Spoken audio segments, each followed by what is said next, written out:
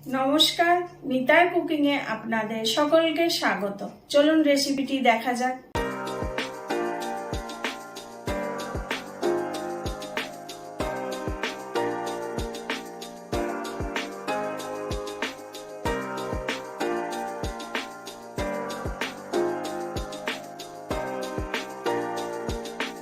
এসে গেছি নতুন একটা রেসিপি নিয়ে। আজকে হবে তিলের নাড়ু। তিলের নাড়ু করতে যা যা উপকরণ লাগবে আপনাদের দেখাচ্ছি। এখানে আছে 250 তিল, সাদা তিল, এটা ভাজা না। আর এখানে আছে 350 গুড়, আর হাফ চামচ আছে ঘি।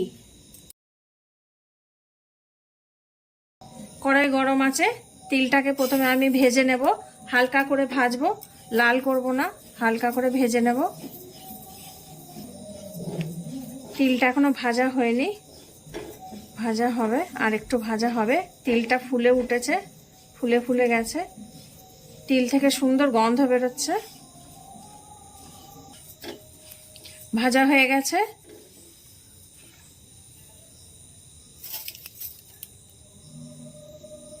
এরকম ভাজা হবে। এবার নামিয়ে দেব। ভাজা হয়ে গেছে, এই দেখেন এরকম হবে ভাজা, একদম লালও হবে না, একদম সাদা না। কড়াই গরম আছে, অল্প করে জল দিলাম।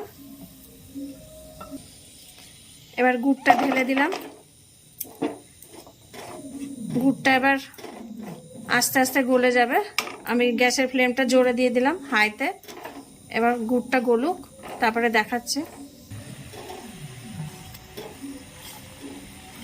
যত গরম হবে গুড় তত গলে যাবে আস্তে আস্তে, না ভাঙলেও হবে, আপনিই গলে যাবে গুড়। গুড়গুলো আস্তে আস্তে সব গলে যাচ্ছে।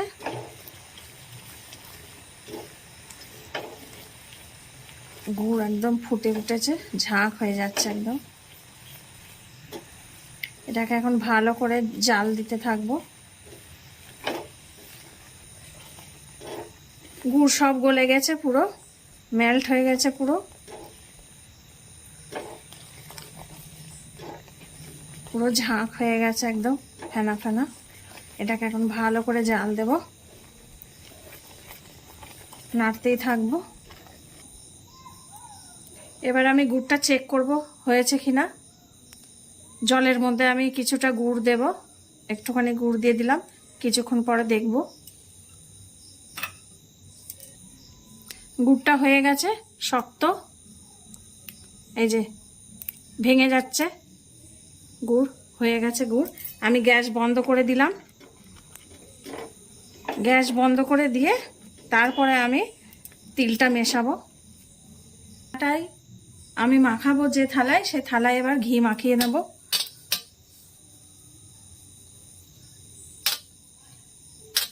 অল্প একটু ঘি মাখিয়ে নিলাম থালাটায়। এবার আমি তিল ঢালছি।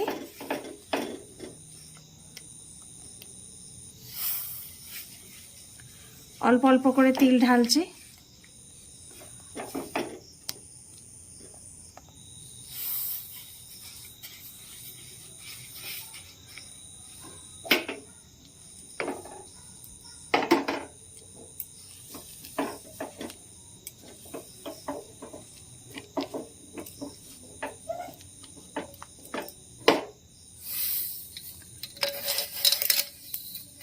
সব তিল ঢেলে দিলাম আমি।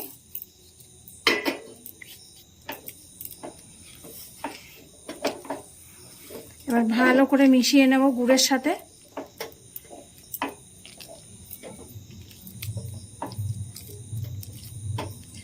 ভালো করে গুড়ের সাথে আমি মিশিয়ে নিচ্ছি।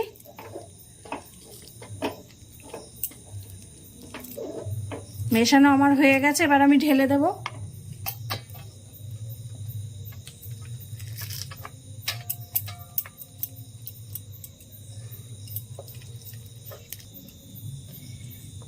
আমি একটু হাতে জল নিয়ে নিয়েছি, এটা একটু গরম গরমই বানাতে হবে।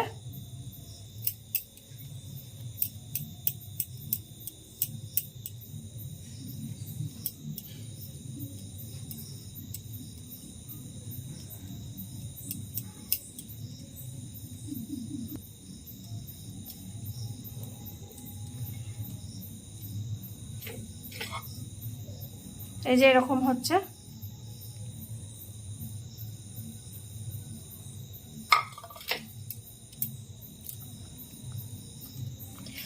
খুব গরম।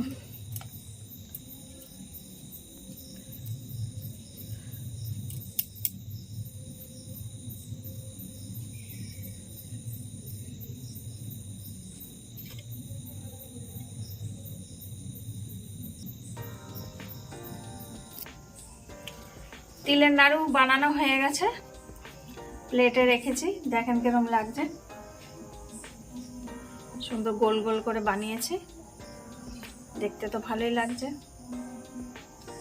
আপনারা এরকম ভাবে বাড়িতে বানাবেন, তিলের নাড়ু একদম সঠিকভাবে হবে।